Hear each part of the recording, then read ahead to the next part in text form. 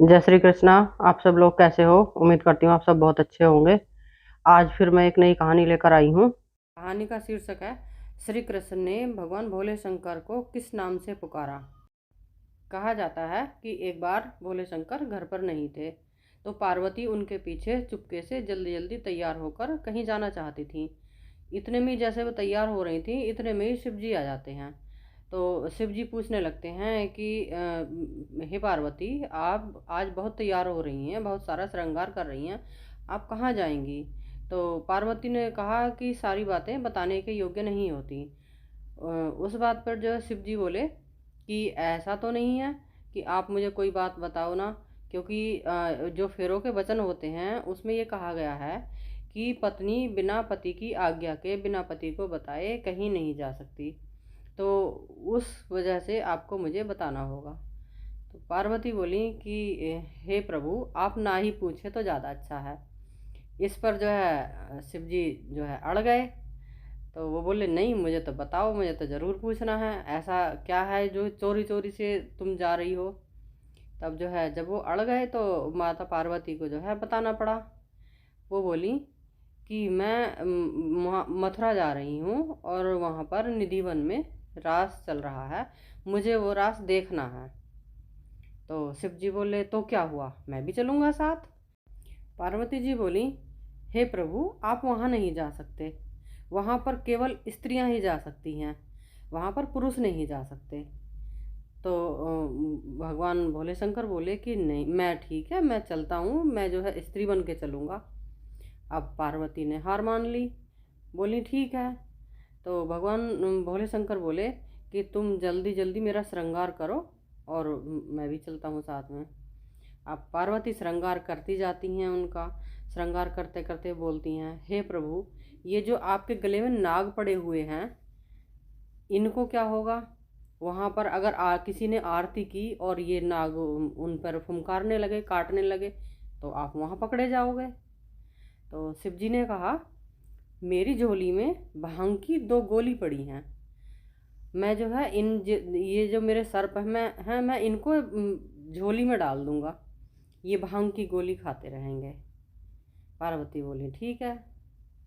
उसके बाद बोली कि जो ये आपकी जटाएं हैं, इनका क्या करूं मैं? इन जटाओं की इन्हें कहाँ संभालूं, इन्हें कैसे करोगे? जटाओं की वजह से जो है आप पकड़े जाओगे।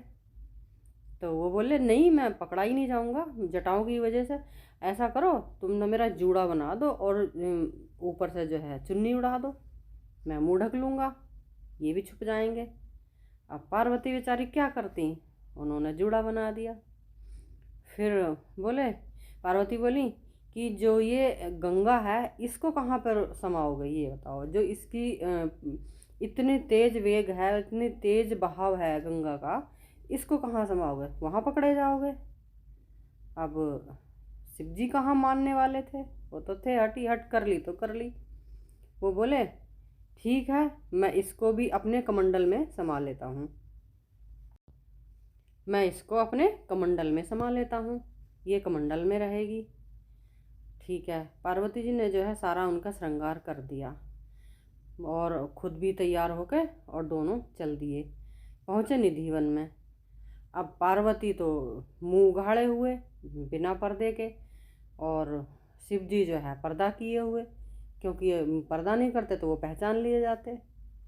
अब वहाँ पर रास चल रहा था, तो भगवान श्री कृष्ण जी ने जब देखा तो वो रास करते करते जो है पार्वती और शिव जी के पास आए। पार्वती जी को उन्होंने पहचान लिया, कोई बात नहीं। अब श्री कृष्ण ने कहा कि सब तो आई मुँह उघाड़े, और ये पर्दे में कौन सी गोपी है? अब उन्होंने कहा कि भी अपना मुंह उघाड़ो। अब शिव जी क्या करें? शिव जी ने सोचा मुंह उघाड़ता हूँ तो पकड़ा जाता हूँ, नहीं उघाड़ता हूँ तो ही मैं बच सकता हूँ। अब श्री कृष्ण जी जैसे ही मुंह उघाड़ें, कभी इधर को भोले शंकर घूम जाएं, कभी इधर को भोले शंकर घूम जाएं। काफ़ी देर हो गई घूमते घूमते, फिर शिव जी को हार माननी पड़ी। फिर शिव जी ने जो है अपना मुंह उघाड़ा। हालांकि श्री कृष्ण तो पहचान गए थे शुरू में ही, उन्हें तो पता था, अंतर्यामी थे। लेकिन लोक दिखावे के लिए उन्हें भी जो है यह करना पड़ा। फिर जब वो उन्होंने देखा कि ये तो शिव जी पकड़े गए, तो उसके बाद से फिर भगवान श्री कृष्ण ने शिव जी का नाम गोपेश्वर रखा। जो मंदिर है कि गोपेश्वर भगवान के नाम से, तो वो नाम श्री कृष्ण ने दिया था। वो गोपियों के साथ वहाँ पर रास करने के लिए गए थे, तो उनका नाम गोपेश्वर वहाँ से पड़ा।